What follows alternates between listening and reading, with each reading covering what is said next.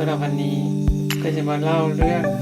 ประสบการณ์และความรู้สึกของการนอนบ้านดินคนเดียวนะครับว่าเป็นยังไงบ้าง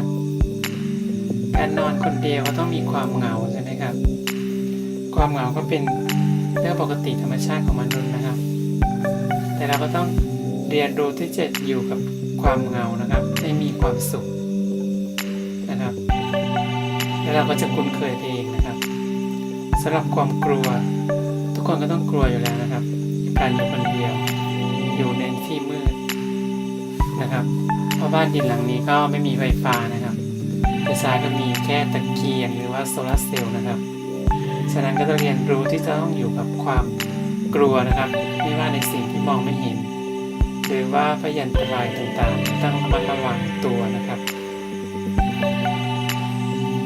เราต้องเรียนรู้ที่จะอยู่เผชิญกับความกลัวครับสำหรับวันแรกก็จะกลัวมากเป็นพิเศษนะครับและหลังจากนั้นก็จะเกิดการปรับตัวขึ้นและความกลัวก็จะค่อยๆจางหายไปนะครับระดับต่อมาก็คือความเบื่อนะครับเป็นธรรมดาครับอยู่คนเดียวก็ต้องเบื่อบ้างไม่รู้จะทำอะไรใช่ไหมครับแต่การอยู่คนเดียวแล้วเบื่อก็ไม่น่าจะมีปัญหาอะไรนะครับแต่ถ้าเราอยู่หลายคนแล้วเกิดอาการเบื่ออาจจะเกิดปัญหาได้นะครับ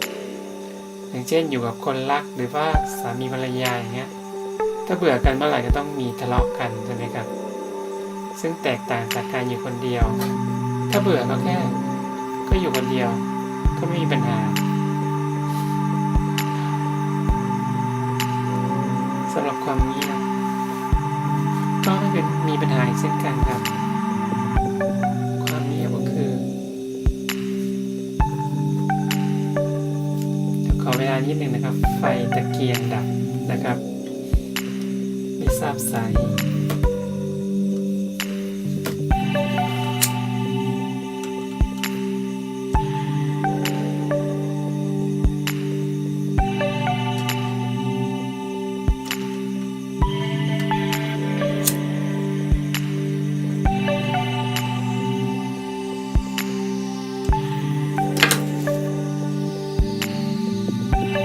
สำหรับความเงียบก็ถือว่าเป็นประโยชน์นะครับสำหรับการอยู่คนเดียว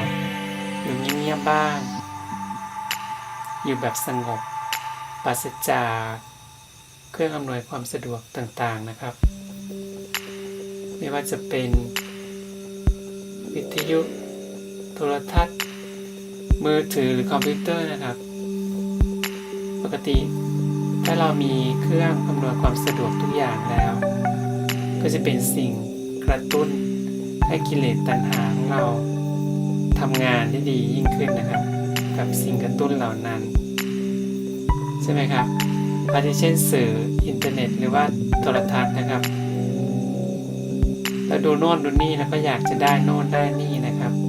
อยากมีอยากได้อยากเป็นตามสิ่งที่เราเห็นตามสิ่งที่มากระตุ้นเรานะครับทำให้เราเกิดความอยากถ้าเราอยู่คนเดียวเราก็จะไม่มีอะไรมากระตุ้นเรานะครับทำให้เรามีเวลาอยู่กับตัวเองมีเวลาที่จะถามตัวเองว่าชีวิตเกิดมาเพื่ออะไรต้องการอะไรนะครับฉะนั้นความเงียบการอยู่คนเดียวก็ไม่ใช่สิ่งที่เลวร้ายนะครับก็ลองอยู่คนเดียวเงียบๆดูนะครับก็จะค้นพบบางสิ่งบางอย่างในตัวเรานะครับตะเกียงก็ดับลงเนี่ยนะครับก็จุดอีก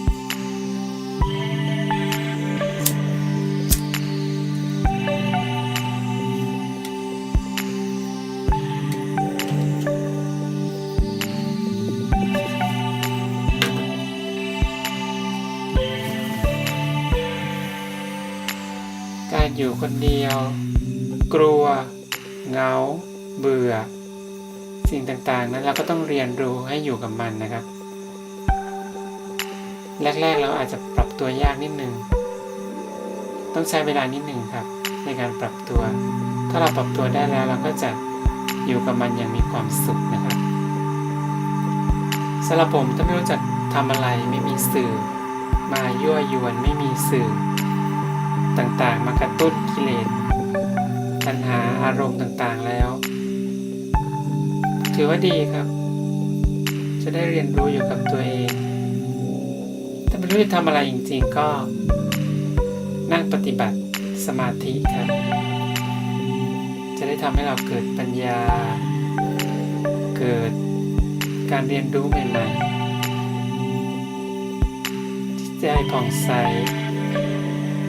และมีความสุขมากขึ้นครับ